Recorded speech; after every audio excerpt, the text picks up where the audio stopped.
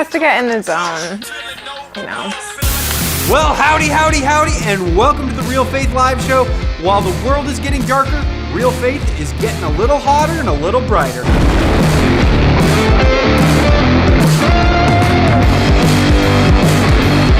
Welcome to the 100th episode of the Real Faith Live Show!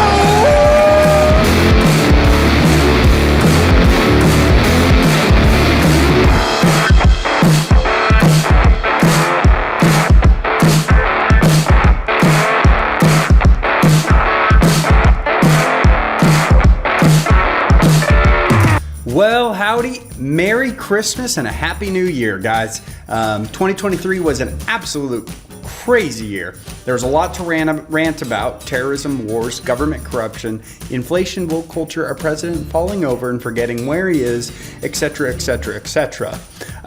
Guys, it's been a wild year, and we're going to take a day to recap that a little bit. We're going to look back on all of the best content from this year, all of Pastor Mark's best rants in 2023. This year, we're proud to say at Real Faith, we reached 500 million views. So that's a lot of eyeballs seeing Jesus. So we're trying to get Bible teaching out to the entire world. So buckle up, because this buffet of the best Pastor Mark from the last year is going to be awesome. Before we get there, let's take a look at some of the incredible things that happened at Real Faith in 2023. Take a look.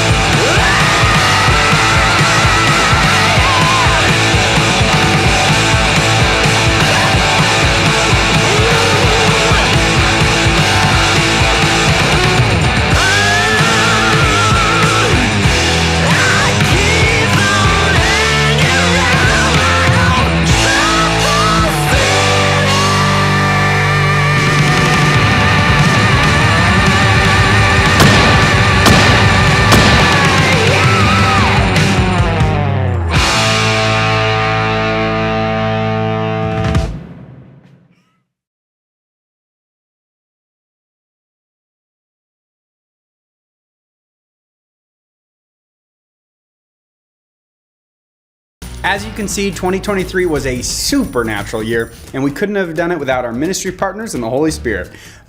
Real Faith is 100% funded by people like you. And now from midnight till December 31st, your gift to the ministry can be doubled, making it twice the impact. So don't let our matching gift from a generous donor go to waste. Jump on realfaith.com/year-end to donate.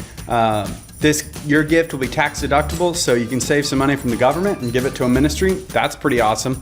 Visit realfaith.com/year-end to donate. You can do a one-time donation or set up recurring giving for the new year. We would be so grateful if you considered partnering with us and helping us tell more people it's all about Jesus. One last thing, guys, we still have the truck raffle going for 2 more days. We have the beautiful Real Faith truck. Yeah. Very beautiful. We're giving it away. It's a classic 1969 F-250. Every dollar you give is 1 entry into the contest. And this raffle ends very, very soon. So get your tickets. Text TRUCK to 99383 to be entered to win. TRUCK to 99383. Well, guys, I hope you have a happy new year, and it's sermon time. Some of you have been in church for a long time, and one of the worst things that we do in the church is succession. And usually there's a board, not a father. And what happens with the board is they treat the founder or the father like an employee. He comes to an age where they fire him or retire him, and then they have a long gap before they choose another leader. And they form a committee. Let me just say this. God so loved the world that he didn't send a committee. Charles Spurgeon, a Baptist preacher, I'm way off my notes, but he said one time, he said, I love committees. The best one is 3 men, 2 of whom stay home. And so what happens is then they form a committee, and then the committee spends a few years arguing over what the ideal candidate would look like. And by the end, Jesus wouldn't even qualify because he offends people and wears sandals. And then what they do, then they start interviewing people, and during this entire process, the family has no father. The church family has no leader, and they're like, where are we going? What are we doing? What is the plan? And then they hire somebody, and it's like, well, they're a total stranger. We don't even know them. I took a break from ministry, and I got a call from a church. They said, hey, we'd like you to candidate to be our next senior pastor. I was like, I'm not really looking for a job. It was before we planted Trinity. And I had a bit of a spicy conversation. That's why I didn't get the job, but I'll just share it with you. They said, we're looking to hire a new senior pastor. I said, well, what happened to the old senior pastor? They said, well, we've removed him from staff. I said, did he disqualify himself? They're like, no, he's a good guy. He loves the Lord. He planted the church. He served for decades. We just decided that his time was done, and now a committee is doing a search. I said, is he part of the committee? They said, no. I said, that's very dishonoring if he's a good man. I said, why doesn't he get to at least have a voice, let alone a vote, in who the next father of this church family is? And I asked, is there anybody on the committee that's ever been a pastor? They said, no. And I said, literally, I said, I've flown in planes, but I don't feel like that qualifies me to pick pilots. Right? Like, I've been on a plane. I don't know anything about being a pilot. You've been in the church, but you know anything about being the leader. I was like, so nobody on the committee has ever been a pastor, let alone a senior pastor. The one guy who's done it for decades, he doesn't get to be a part of the decision. I said, no, I can't take the job. I said, if you're going to treat the leader that way, why in the world would I want to be the leader? I said, in a healthy church, what should happen is like a healthy family, the senior leader goes from dad to grandpa. I'm in that process. We've got grandkids on the way. And so my hope and prayer and goal is someday, like, I'm dad, and then someday there's a new dad, and I'm grandpa. And grandpa gets to hang out with the kids and love the kids and stand up and say crazy things, and we forgive him because he's grandpa. Just so you know, that's where we're going. And so I see ministry in church like a family. Like brothers and sisters, and older men are like fathers, and older women are like mothers, and the church should do things like a good, healthy family. I'll just say this, and I think it's obvious. What do you think today the greatest fox in the vineyard is for marriage? It's your phone. It's your phone. Because your phone just demands to be the center of your life. The average person touches their phone a lot more than their spouse. The average person looks at their phone a lot more than their spouse. The average person listens to their phone a lot more than their spouse. The average person talks to their phone a lot more than their spouse. And if you don't manage the technology, what I'm telling you is this: it's just a fox that gnaws away at the vine of the relationship. Like, how come you never listen? How come we never talk? Why are you always distracted when we sit on the couch? Why are your hands on the phone rather than with me? I believe that technology is absolutely deadly if not properly managed for a relationship. And I believe in most relationships, it's just a little fox that gnaws away at the vine. When we're in the car, you're on the phone. When we're at the table, you're on the phone. When we're in bed, you're on the phone. Right? In the morning, you start with the phone, right? And here's what we tend to do. We would never have our phone more than an arm's length away. And if our phone would beep or buzz, we ignore everyone and everything to tend to the phone. I would just encourage you, practice the art of turning your phone off or destroying it. I'm just telling you, if you don't have your phone, all of a sudden you'll stop looking down at your phone, you start looking up at your spouse. All of a sudden your hands are free, you're like, hey, nice to see you. All of a sudden you're not being interrupted, you can listen. All of a sudden you're not distracted, you could talk. I think if you just literally put your phone away, you'd probably do a great service to your relationship. Just thought of this. You tell me if it's the Holy Spirit. The situation in Matthew 4.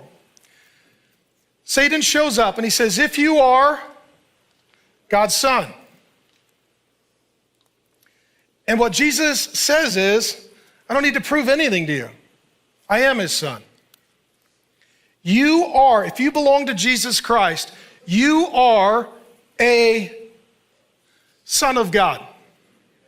You are a son of God. So Paul says in Romans, that's what Paul says in Galatians. You are a son of God. You're not an addict, you're a son of God. You're not an alcoholic, you're a son of God. Your identity is not determined by what you do, but by what Jesus has done for you. And you are a son. Now you have a struggle as a son, but that's not your identity.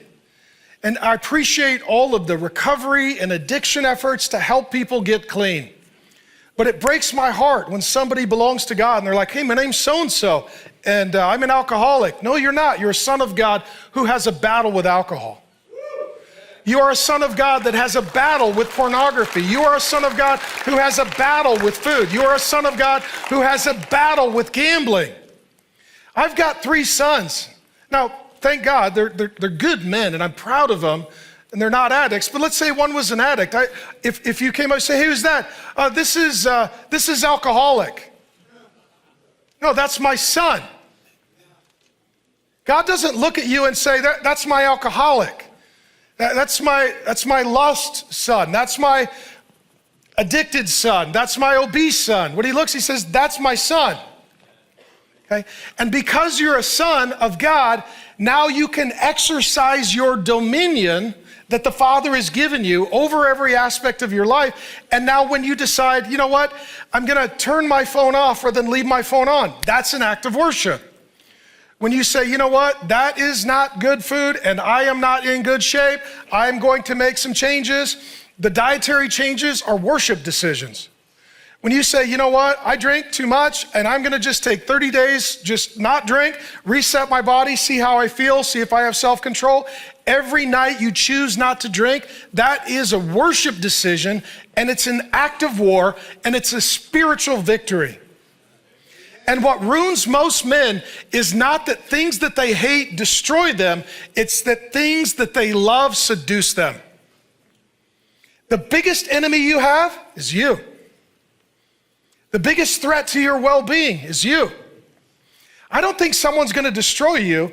I think the odds are, if anyone's gonna destroy you, it's gonna be you.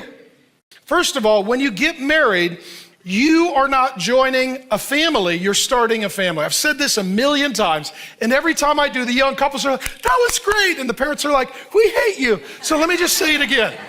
Okay, so like I got to officiate the wedding of both of our oldest kids, and let's say at my daughter's wedding, I said, hey, you're not joining our family, she's not joining your family, you are starting your own family, which means vacations, holidays, you get to decide what your family's gonna do. We're gonna decide what our family's gonna do. So the way I wanna have it operate is, you're always welcome, but you're not expected. And I won't take up offense. You wanna join us for Thanksgiving? We'd love to see you. You don't? That's up to you. Christmas, you wanna come over? I'll have a lot of nice stuff. I'll make it worth your while, But if you don't wanna come, I'll keep it,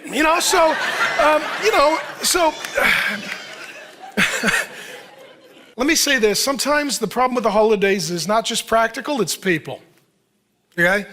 And I'll say that there are 3 kinds of people in your life. I call them positives, negatives, and neutrals. Positive are, they love us, we love them, we enjoy them, they enjoy us, we look forward to seeing them, we have good memories, it just works, that's great, okay?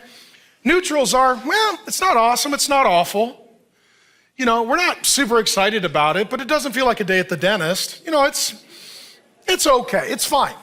And then negative is like, we're not looking forward to it. When we're there, we're trying to get out of it. And when we're headed home, we're like, why did we do that again? Oh, did you sense that? The whole room did this. Ooh, there was this emotional processing. So if you're dealing with someone who's negative, The person to have the conversation is whatever side of the family it's on. So if the problem is on her side, she needs to deal with that family member. If the problem is on his side, he needs to deal with that family member. If you cross that line, you will end up with a big fight and your spouse caught in the middle. And what happens is sometimes we tolerate things from family that we would never tolerate from anyone else. Why does Uncle Jerry always get to be drunk and annoying on Christmas? He's family. Like, well, you know what? He needs to either change his behavior or he needs to change his plans. Because what you're allowing then is the least healthy person to decide your most important days. Okay, and if they're going to set the tone in culture, either you've got to have a conversation like, hey, we love you, we'd like to enjoy you. These are some things that we're asking. If you can't agree to those, you don't need to come. And if the family doubles down and says, hey, you can't say that, you can't deal with that, we just sort of overlook that. And you're like, you know what? Not my family, not my kids. I don't want my kids in that environment. That's not working. So you know what? Either things change or we're leaving. We're not gonna be there. We're gonna exit out. Or you have the holidays at your house and you control the environment. So you know what? You can come to our house, but these are our rules. Number 2, soul, how's your spiritual health? Emotional health, first question. Spiritual health, Jesus said heart, soul, we're talking about the soul. And the Bible talks about your soul a lot. And some of you maybe are new to church. You're one person, two parts. You've got a physical body and a spiritual immaterial soul. Now, the question is, what is the deepest, purest, truest part of you? We tend to think the body because it's what we're familiar with. But the deepest, truest part of you is actually the immaterial, invisible soul. How do I know? When you die and your body goes to the ground, what happens to your soul? It continues. You can live without a body, but there is no life without the soul. Therefore, the soul is the part of you that will last forever. Now, one day God will rise your body from the dead. But what that means is to be a healthy man, it's not outside in, it's inside out. We start with the soul and we will get to the body. Both matter to the Lord.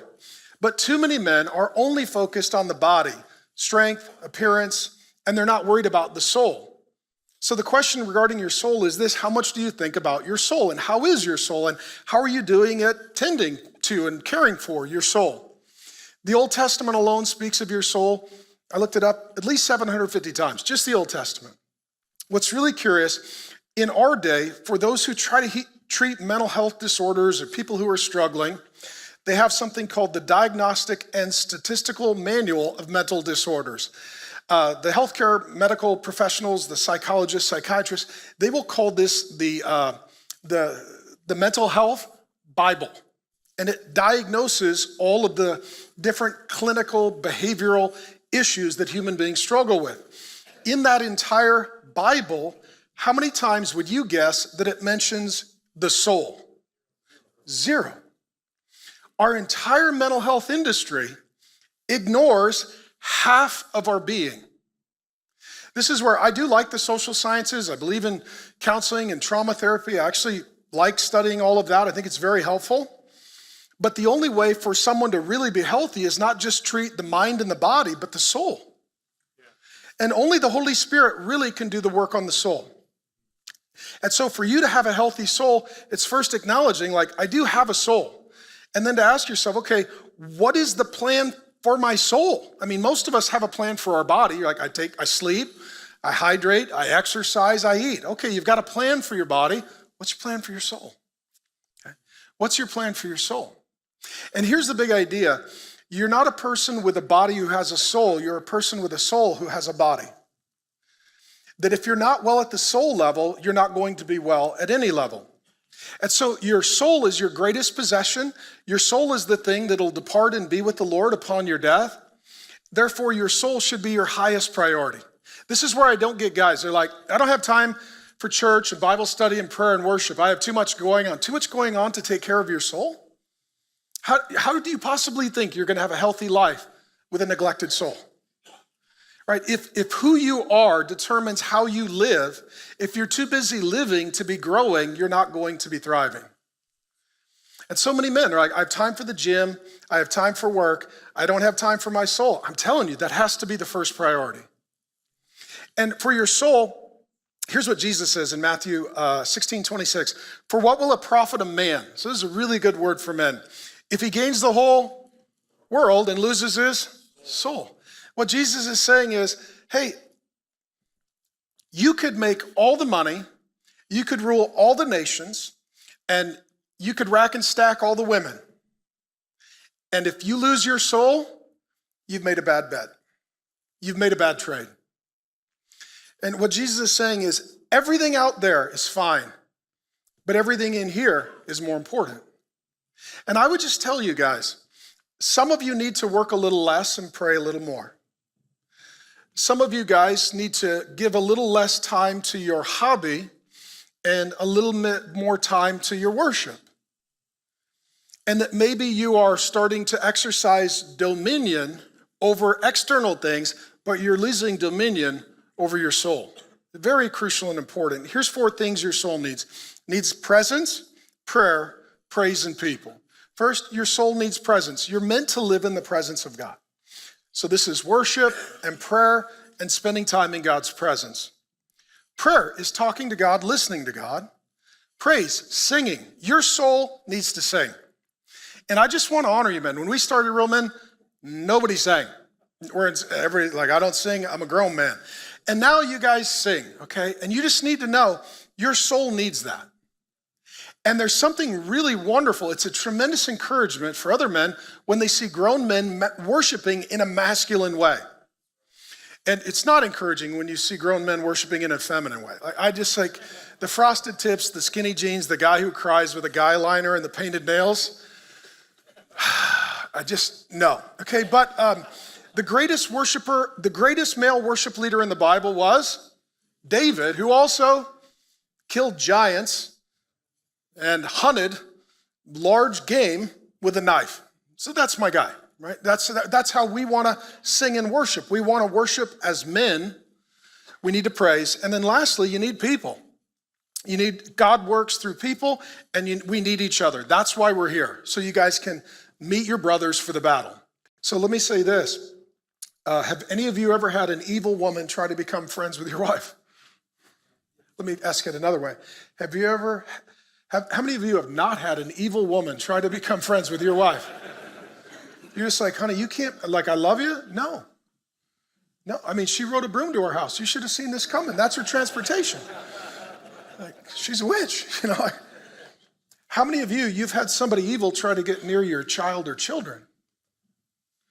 Maybe they were grooming them and they were abusive, or maybe it was a dating relationship where a very needy, broken young girl found your strong son to be the hero and the rescuer, so she was going to emotionally manipulate him and then sexually control him. Or it's your daughter and a really dangerous, evil guy comes and he thinks, well, she's a naive Christian girl. She's going to be fairly trusting and she's probably looking forward to marriage, and I can be covert and I can be very malicious and intentional, but I'm going to do the same thing to her that Judas did to Jesus, and I'm going to destroy her. As men, you and I need to be aware of our relationships, our wife's relationships, our kids' relationships, and the families that we spend time with. And I'm not saying that you need to be paranoid, but you need to be discerning. And I just feel inclined in the spirit to say this to the young dads. Be very careful who you leave alone with your children. Right? Sometimes parents are like, well, I'm going to just let them go play at so-and-so's house. Do you know who's there? Do you know who's coming over? Is there a crazy uncle? I mean, is there a big brother who's got a porn habit? Like, what's going on at that house? And be very careful that you don't just release your kids to have overnight stays at people's homes.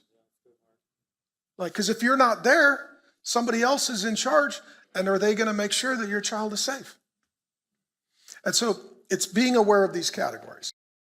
How many of you, when you got married, somebody said, we're so glad you're joining our family or the family? How many of you heard that? Okay? That was wrong. That was wrong. Here's what I tell my kids. I've officiated the wedding of my 3 oldest kids that are married so far.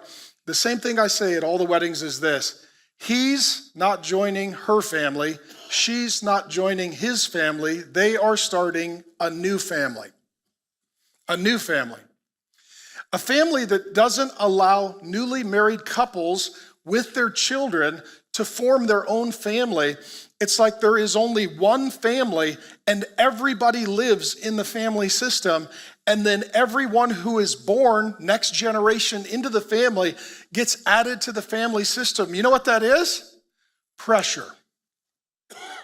And so this is what a completely enmeshed family looks like. You've got great-grandparents, and then grandparents, and then parents, and then children, and then grandchildren, and great-grandchildren. And then the assumption is that whoever is the oldest gets to be in charge. That they get to tell you where you're going to live, and if you're going to go to church, and what church you go to, and how many kids you have, and where your kids go to school. And they want to sort of, in effect, operate as head of household and just give commands and demands and orders and say, this is what you need to do.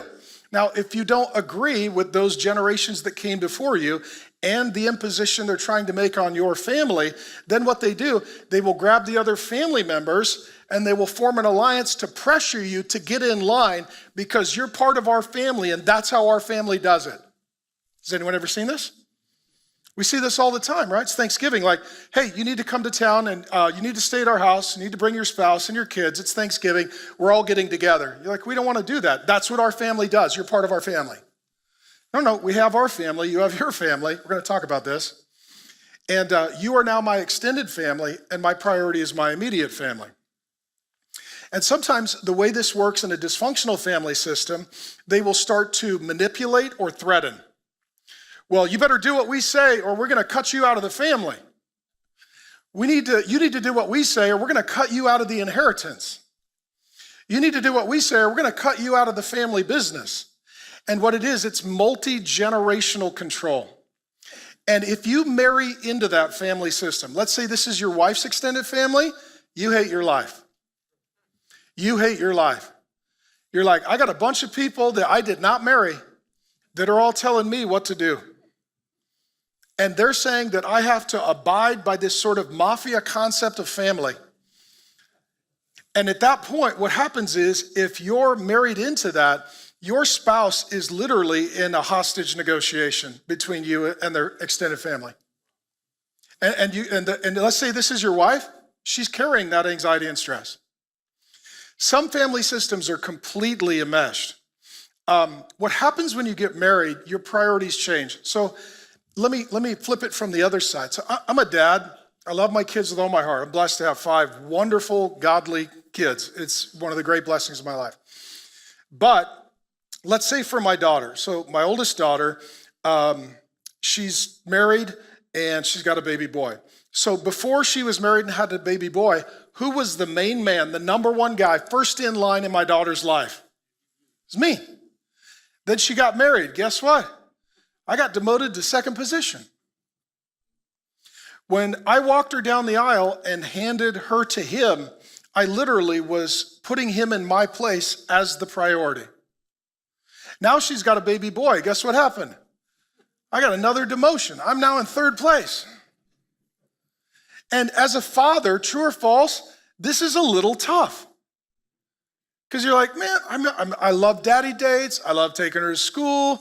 I love, Christmas events with her and going out. And I love tucking her in at night. And I love seeing her after school. And now she doesn't come to my house after school and I don't get to tuck her in. I mean, that'd be really weird for her husband and me. So as a dad, I've got to realize that the position I was in was to prepare her to become a wife and then a mother. And then I need to accept my new position. And my joy can't be found in how close I am to her, but how healthy her family is. Is her marriage good? Is their child good? Do they love each other? Are they doing good? My joy is not being the main man in her life, but being the man who was there to love and protect her until she got her husband and her child. For the first time in 50 years, the nation of Israel is at war. Last time that the nation of Israel was at war was the Yom Kippur War in 1973. This is exactly 50 years plus 1 day from the Yom Kippur War.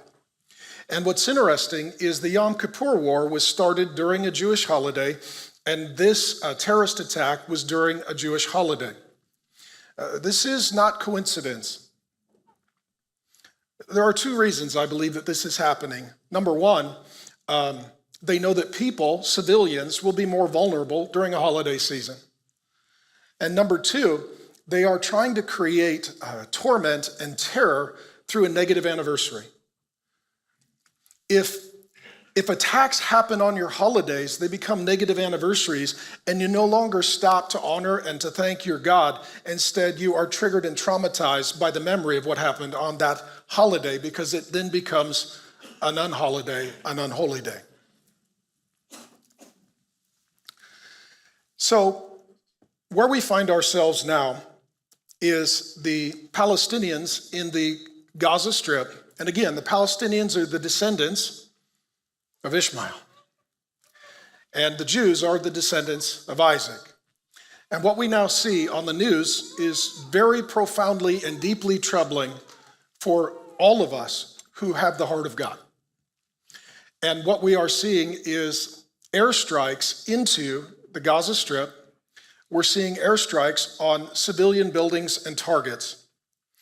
We also know that about 2 million people live in the Gaza Strip. It is, by land mass, perhaps the third most populated, densely populated area on the earth. These are human beings now that God knows and loves. God loves both sides of the conflict, and they both need Jesus. Only 2% of Jews and only 2% of Palestinians are Christians. Until Jesus is Lord of them both, they cannot be reconciled, and there will be no peace. So the answer to all of this is ultimately that everyone bends their knee to Jesus and he rules over them rather than trying to rule over one another.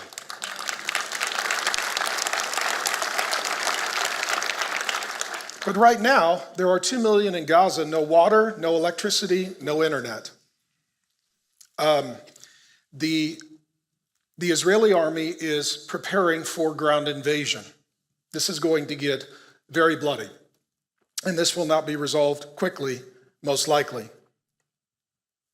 This is a just war. I won't get into the details of just war, but this is a just war because this was a terrorist attack, not a military attack, on civilians, not an army. Therefore, corresponding strike of force is a just war. Israel is justified in this war. They are justified. And what the Hamas terrorist group has done is created something that counselors will call a double bind. A double bind is you can lose or you can lose. Now, if Israel doesn't strike back, they lose, because Hamas, this terrorist organization of Palestinians who are descendants of Ishmael, they will just continue to plot against Israel and attack. In addition, it will encourage other bad actors to do the same. However, if they do respond, as they are with airstrikes, the problem is they're having to attack civilian targets. This is leading to global protests. France had to literally call a curfew and shut down their country because they've let so many Muslims into the country. There's picketing and protesting and rioting. There were 50,000 on the streets, the news reported, in and around London, protesting for Hamas. In addition, in universities from Arizona State University to Harvard, we are seeing students rise up who are pro-Palestinian and pro-Hamas. And what they are calling out is the fact that civilians are being targeted. Let me explain to you why this is a double bind. The way that Hamas is working in the Gaza Strip, they know that they cannot win a war with Israel, and so they hide. They have munitions and operations in schools, hospitals, mosques. They have built underground bunkers under schools, hospitals, and mosques. They are hiding munitions in schools, hospitals, and mosques. Therefore, if you're going to send an airstrike, they have created a human shield of civilians. And if you don't attack them, then they will destroy you. If you do attack them, then the whole world will cry injustice. Injustice. Not everybody who goes to church is going to heaven. In fact, there's a lot of pastors they're going to be kindling. I've met them. They can comment online. We have a delete ministry standing by. I'll never forget. I'll just give you an example. I'll just verbal process a bit. I'll never forget. I was a brand new pastor, and I got invited out to speak at a conference in Florida to a mainline denomination, a liberal, progressive, woke, apostate denomination. A woke, apostate, liberal, progressive abomination / denomination. And when I arrived there, they wanted me to speak on how to get young people to come to your church. Obviously, this was a long time ago when I was young. And I got up and I said, well, you got to preach the gospel of Jesus Christ, for it's the power of God to everyone who believes, and there's no power apart from repentance of sin, faith in Jesus Christ. And I just went for it. And a couple of the pastors raised their hands. They said, what if you don't believe that? And I said, well, then you're a non-Christian, you're going to hell. Okay? And I was in my 20s. I didn't know you weren't supposed to tell the truth. I didn't know. And they looked at me, they're like, well, we don't believe that. And I said, well, then you're going to go to hell. I said, I hope no young people come to your church. I said, it says in the Bible, you're blind guides leading people astray. You cross land and sea, make them twice the son of hell. I just went for it. And at the time, we were next to Disney World. And so it was kind of prophetic, like where we're going. And now that I think about it, and I'm verbal processing. And so then they came up afterward. They're like, that was very offensive. I said, well, God's very offended. You guys went to school and you got a degree and you get up and you're false prophets and you lie to people and you don't preach the gospel. You don't tell them about Jesus. You don't tell them about sin. You don't warn them about hell. I said, you guys are an absolute abomination. I didn't even know there were people like you. And I had 3 sessions left to preach. I was done early. I went to Disneyland. I mean, I wouldn't today because those people have taken over. But nonetheless, they've taken over Disneyland. Nonetheless, or Disney World. Nonetheless, the point is simply this. There is always a remnant. But there are times that even the pastors are non-Christians. Even the churches are non-Christians. Even the denominations are non-Christians. And you can feel like, my goodness, is there anybody left? Yeah, there's always a remnant. And Jesus calls the remnant, quote, the little flock. It's the flock within the flock. And so ultimately, here Elijah's got the Elijah complex. It's all me. And God's like, actually, I got 7,000 other people. Like we actually could have a pretty good sized get together. We're going to talk about 3 things. A good father protects, provides, and pastors. That's what we're going to talk about. A father that protects is like a father that builds a home so that the family is safe. And then he provides so that there are resources for them to flourish in the home. And then he pastors, meaning he emotionally, relationally connects with the child to encourage and love them. It's protect, provide, and pastor. So let me start with number 1. A good father protects. Nehemiah chapter 4, verse 9. In this instance, Nehemiah is serving as the king of the nation's representative. He's literally functioning as the national father. He's going to rebuild the house of God. He is going to welcome the people of God. He is going to provide and protect for them. He is functioning nationally in a fatherly role. And here's what he says. We prayed to our God and we set a guard as a protection day and night. And what he's talking about here is physical and spiritual protection. He says, we prayed because the war is against the unseen. It's against demons and powers and principalities in the unseen realm. And even if you don't believe that, look at our culture and just ask yourself, does it not appear as if some evil force that is unseen has overtaken every area of culture and declared war on children? That's the world in which we live. It's evil. So he says, we prayed, that is the spiritual warfare. In addition, he says, we set a guard as protection. This is physical defense.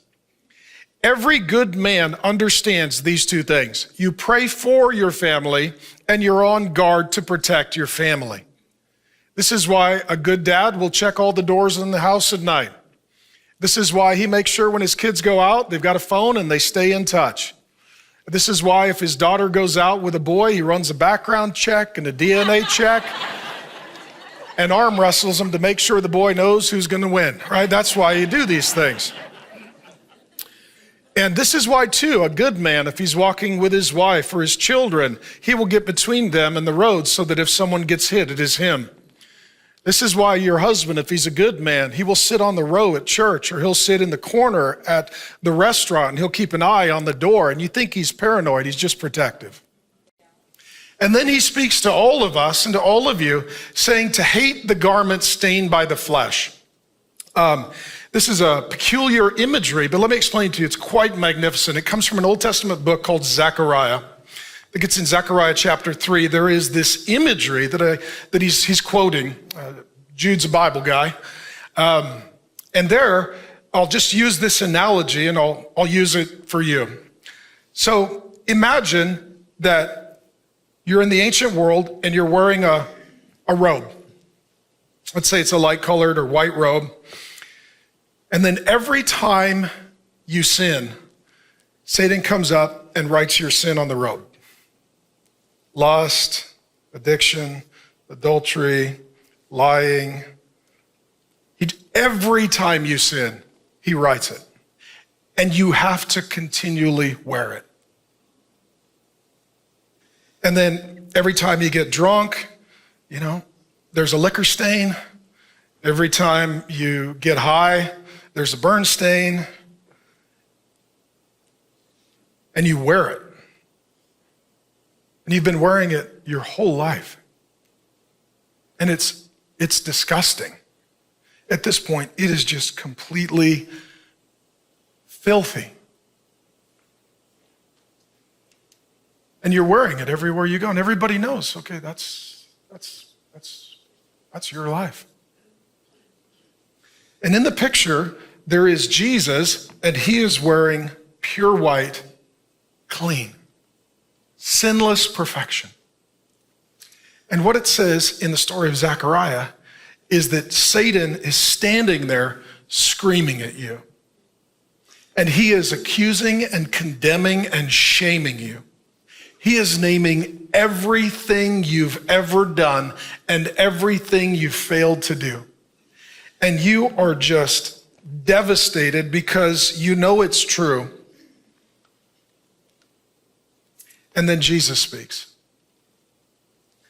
And Jesus walks over to you and he says, I want you to take your robe off. And he takes it off of you. And then he takes his robe off. And he puts his robe on you. And then he puts your robe on him. And he tells Satan, I'm going to die for their sin. And they will no longer belong to you. And you can no longer accuse them because there is no condemnation for those who are in Christ Jesus.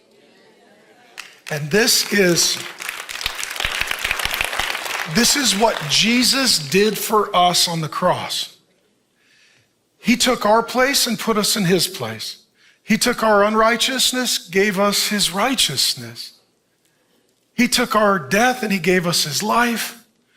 He took our rebellion against God and he gave us the righteousness of God.